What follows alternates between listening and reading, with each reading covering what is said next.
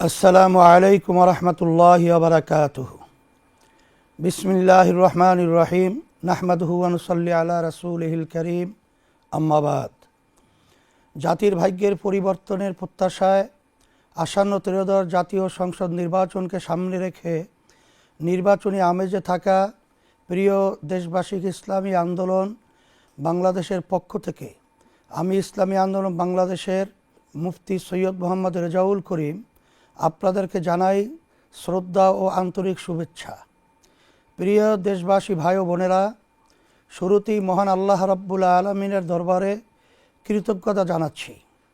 British বিরোধী সংগ্রাম থেকে শুরু করে ৭১-এর মহান মুক্তিযুদ্ধ এবং মানুষের মুক্তি ও সমৃদ্ধির জন্য সংগঠিত সকল আন্দোলন ও সংগ্রামে অংশ নেয়া জাতির সাহসী সন্তানদের প্রতি আমাদের শ্রদ্ধা নিবেদন করছি।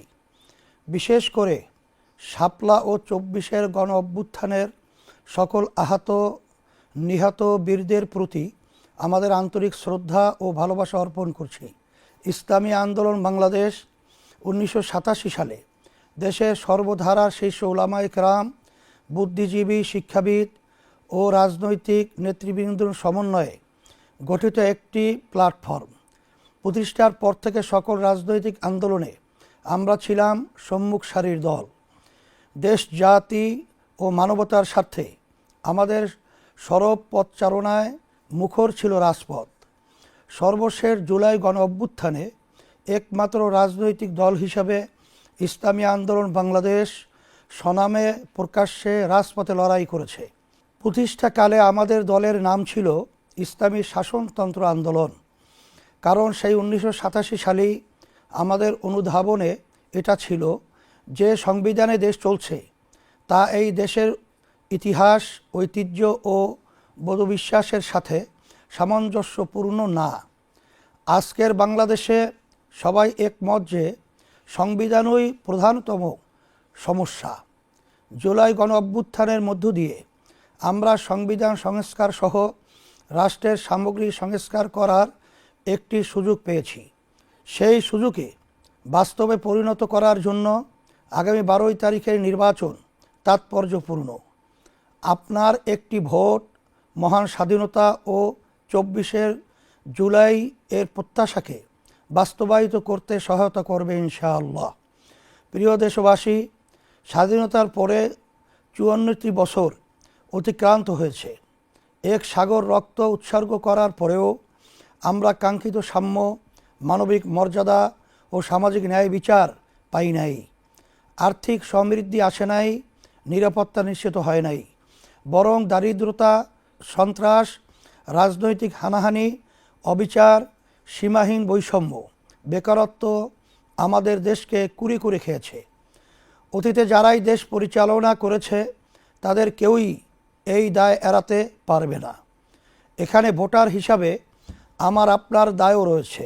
ভুল নীতি ও নেতাকে ভোট দেওয়ার মাধ্যমে এর দায় আমাদের উপরেও বর্তায়। প্রিয় দেশবাসী, ভাই ও বোনেরা, আমাদের সমস্যা ছিল দুইটা। এক, রাষ্ট্র পরিচালনার নীতি হিসাবে ভুল নীতি গ্রহণ করা, এবং দুই, ভুল নেতা বাছাই করা। ভুল নীতির কারণে অনেক ভালো নেতাও দেশকে কাঙ্ক্ষিত মানে নিয়ে যেতে পারে নাই।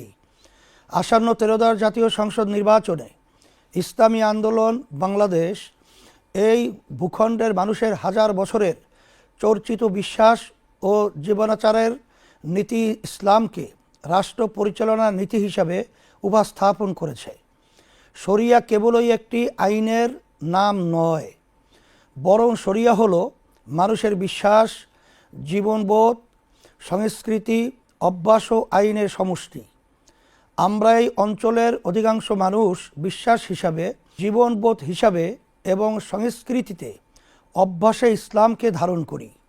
এখন যদি রাষ্ট্র পরিচালনার মূল নীতিতে ইসলামকে বাস্তবায়ন করতে পারি, তাহলেই বাংলাদেশ তার প্রত্যাশিত সমৃদ্ধি ও লক্ষ্য খুঁজে পাবে ইনশাআল্লাহ।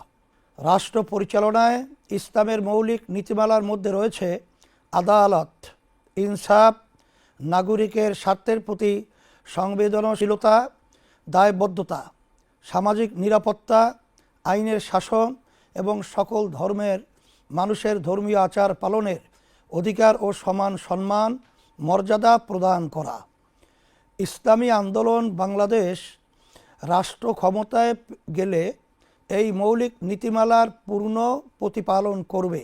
প্রিয় দেশবাসী, ইসলামী আন্দোলন বাংলাদেশ ত্রয়োদশ জাতীয় সংসদ নির্বাচনে 258 আসনে হাতপাখা প্রতীকে প্রতিদ্বন্দ্বিতা করছে। আপনারা জানেন, প্রচলিত আইন ও বন্দোবস্তের মোকাবেলায় ইসলামী আন্দোলন বাংলাদেশ এদেশের হাজার মানুষের বোধবিশ্বাসের আলোকে ইসলামের নীতিতে দেশ পরিচালনার লক্ষ্য নিয়ে নির্বাচনী প্রচারণা চালিয়ে যাচ্ছে। আপনাদের থেকে যে স্বতঃস্ফূর্ত সাড়া আমরা পাচ্ছি তা আমাদেরকে আপ্লুত করছে। ইনশাআল্লাহ আগামী 12 তারিখ আপনারা হাতপাখা প্রতীকে ভোট দিয়ে আমাদেরকে বিজয় করলে জনপ্রত্যাশার বাংলাদেশ নির্মাণ করব ইনশাআল্লাহ। প্রিয় দেশবাসী, ভোট অর্থ হলো আপনি কাউকে আপনার হয়ে রাষ্ট্র পরিচালনার দায়িত্ব দেয়া। ভোট অর্থ কাউকে রাষ্ট্র পরিচালনায় যোগ্যতর বলে সাক্ষ্য দেয়া। পবিত্র কোরআনে আল্লাহ তাআলা বলেন, মাইয়াশফা শাফাআতান হাসানাতান ইয়াকুল্লাহু নাসিবুম মিনহা অমাইয়াশফা শাফাআতান সাইয়্যাতান ইয়াকুল্লাহু কিফলুম মিনহা ওয়া কানাল্লাহু আলা কুল্লি শাইইন মুকিতা। যে ভালো সুপারিশ করবে তা থেকে তার জন্য একটি অংশ থাকবে এবং যে মন্দ সুপারিশ করবে তার জন্য তা থেকে একটি অংশ থাকবে। সূরা আন-নিসা 85 নম্বর আয়াতে অর্থ খুবই স্পষ্ট। আপনি যদি ভোটের মাধ্যমে কোনো ভালো নীতি ও ব্যক্তির জন্য সুপারিশ করেন তাহলে সেই ভালো নীতি ও ব্যক্তির কৃত ভালো কাজের নেকি আপনি পাবেন। আর যদি আপনি কোনো খারাপ নীতি ও ব্যক্তির জন্য সুপারিশ করেন তাহলে সেই খারাপ নীতি ও ব্যক্তির করা অপরাধের পাপের ভাগ আপনার আমল নামাতেও যুক্ত হবে। কোনো দুর্নীতি, সন্ত্রাস ও টাকা পাচার না করেও কেবল ভুল জায়গায় ভোট দেওয়ার কারণে আপনার আমল নামায় দুর্নীতি ও সন্ত্রাসের পাপ যুক্ত হতে পারে। তাই ভোট প্রদান কেবল ইহকালীন বিষয় নয়, বরং একই সাথে একটি পরকালীন বিষয়ও বটে। তাই ভোট প্রদানে সতর্ক থাকতে হবে। প্রিয় দেশবাসী, ইসলামী আন্দোলন বাংলাদেশের ইশতিহার জাতির সাথে একটি প্রতিজ্ঞা। আল্লাহর রহমতে এবং আপনাদের সমর্থনে রাষ্ট্র ক্ষমতায় অধিষ্ঠিত হলে এই ইশতিহারের প্রতিটি ধারা বাস্তবায়নে ইসলামী আন্দোলন বাংলাদেশ দৃঢ় প্রতিজ্ঞ থাকবে ইনশাআল্লাহ। ইসলামী আন্দোলন বাংলাদেশের ইশতিহারের শিরোনাম রাখা হয়েছে জনপ্রত্যাশার ইশতিহার। ইশতিহারকে আমরা 3টি অধ্যায়ে উপস্থাপন করছি। রাষ্ট্র গঠনে আমাদের নীতিগত অবস্থান, রাষ্ট্র সংস্কারে আমাদের পরিকল্পনা, খাতভিত্তিক উন্নয়ন পরিকল্পনা এবং মৌলিক ইশতিহার। শিরোনামে 30টি বিষয় তুলে ধরা হয়েছে। প্রিয় দেশবাসী, রাষ্ট্র গঠনে আমরা নীতিগত 8 দফা ঘোষণা করেছি।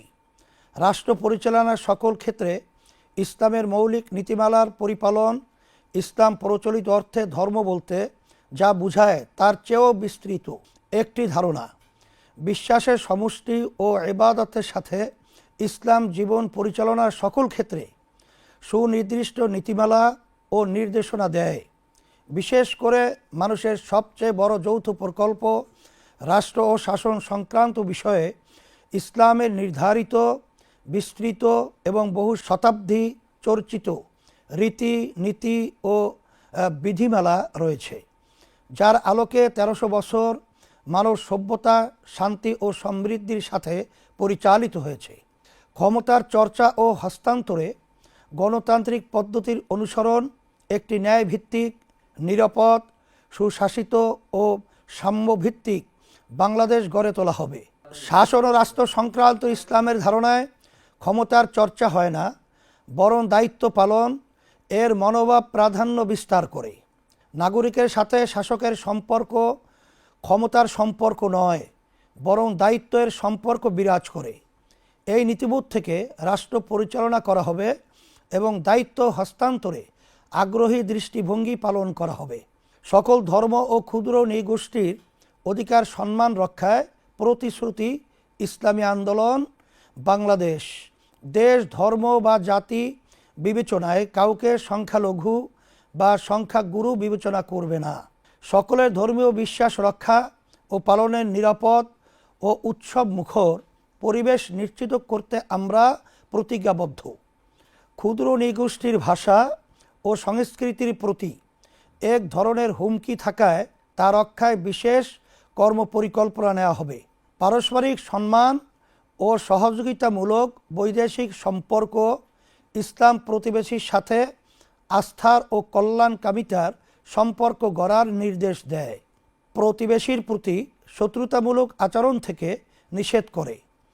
ফলে ইসলামী আন্দোলন বাংলাদেশ ঘোষণা করছে যে বাংলাদেশ তার সকল প্রতিবেশী ও বিশ্বের অপরাপর রাষ্ট্রের সাথে পারস্পরিক সম্মান ও সহযোগিতার সম্পর্ক গড়ে তুলবে। মুসলিম উম্মাহের সমৃদ্ধি ও নিরাপত্তা নিশ্চিত করতে প্রয়োজনীয় পদক্ষেপ নেওয়া হবে। রাষ্ট্র পরিচালনায় সুশাসন, স্বচ্ছতা ও জবাবদিহিতা প্রতিষ্ঠা করা হবে। দক্ষ নিরপেক্ষ প্রশাসন গড়ে তোলা হবে এবং রাষ্ট্রীয় প্রতিষ্ঠানসমূহকে পেশাদারিত্ব, নৈতিকতা ও দায়িত্বশীলতার সঙ্গে কাজ করতে অনুপ্রাণিত করা হবে। সংবিধানে নির্ধারিত ন্যায়পাল প্রতিষ্ঠান অবিলম্বে কার্যকর করা হবে এবং তাকে প্রকৃত অর্থে স্বাধীন ও ক্ষমতাবান করা হবে। সংসদ সদস্য ও জনপ্রতিনিধিদের সম্পদের হিসাব দায়িত্ব গ্রহণের শুরুতেই এবং পরবর্তী সময়ে নিয়মিতভাবে প্রকাশ করা হবে।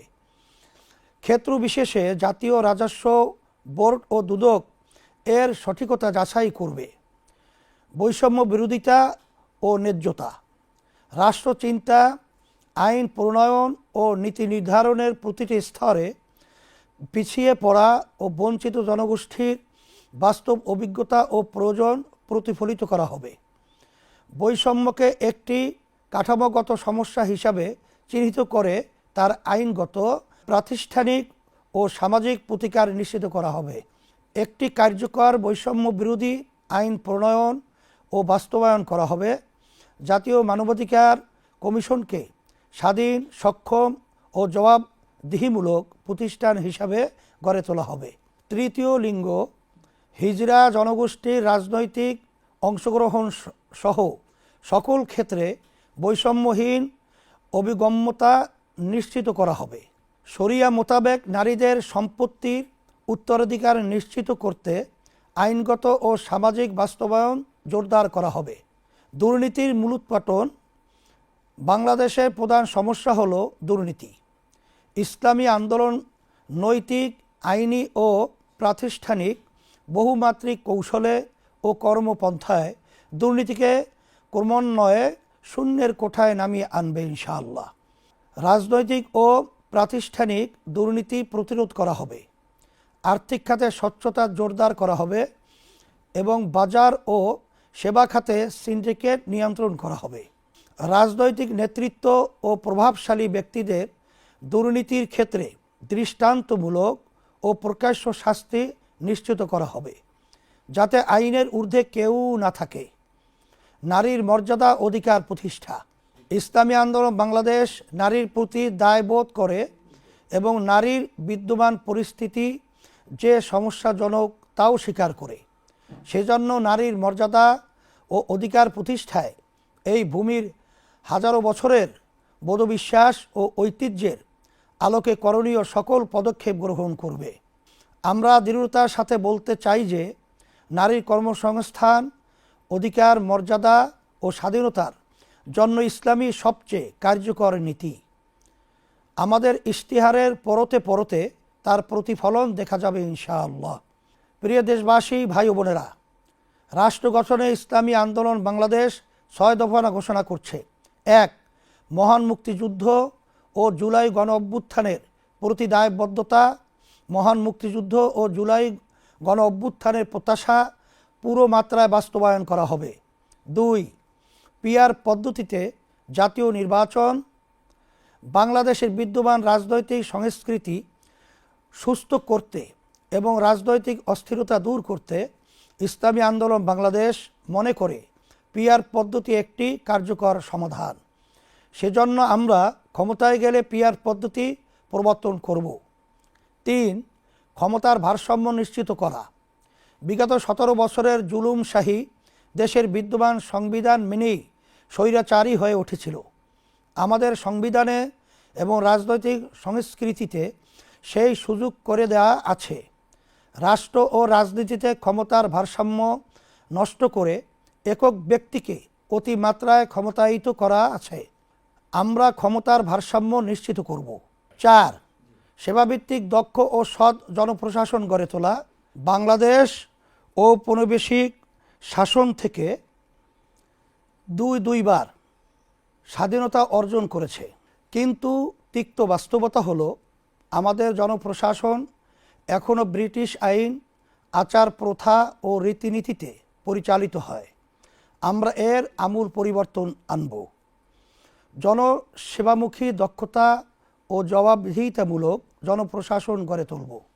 সরকারি ব্যয়ের অগ্রাধিকার নির্ধারণ ও ব্যয়ের দক্ষতা ও উৎকর্ষতা বৃদ্ধির লক্ষ্যে পাবলিক এক্সপেন্ডিচার রিভিউ কমিশন গঠন করা হবে।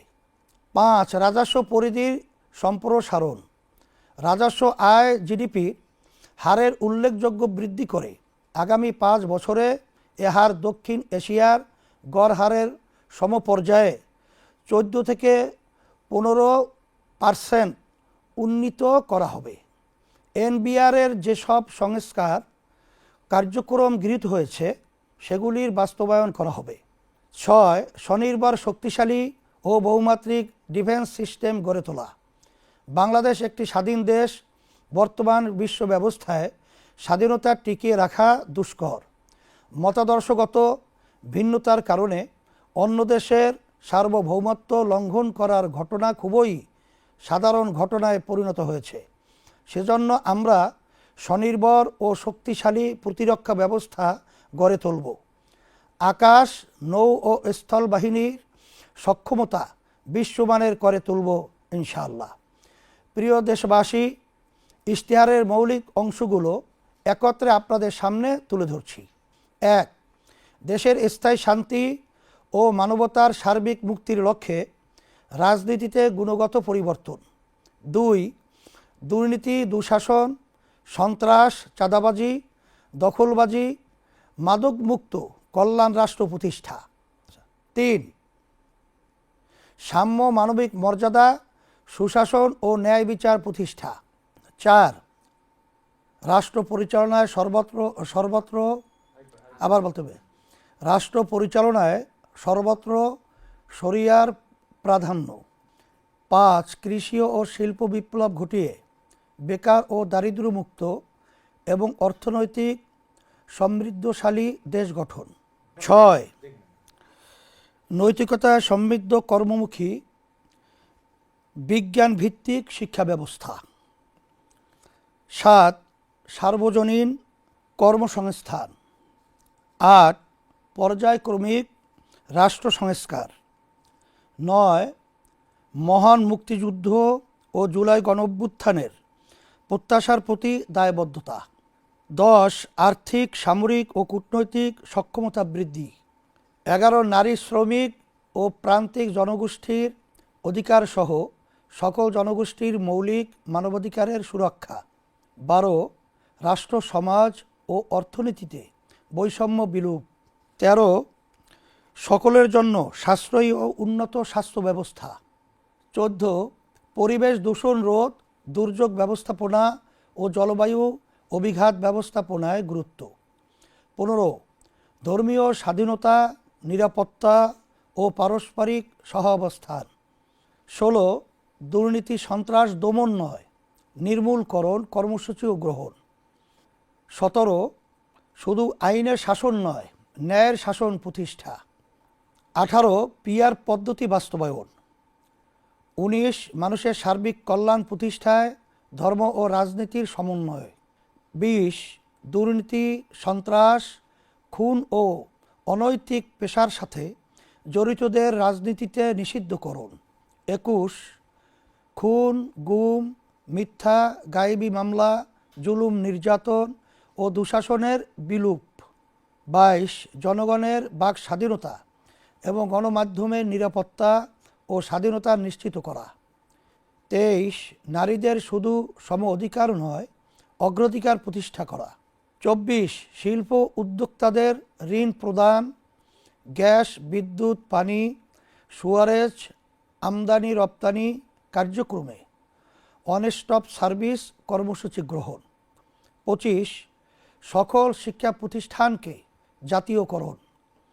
26 মৎস্য ও প্রাণী সম্পদ খাতে বিদ্যমান সমস্যা দূর করে এই খাতে বাংলাদেশকে স্বয়ংসম্পূর্ণ ও বৈশ্বিক মানে উন্নীত করা।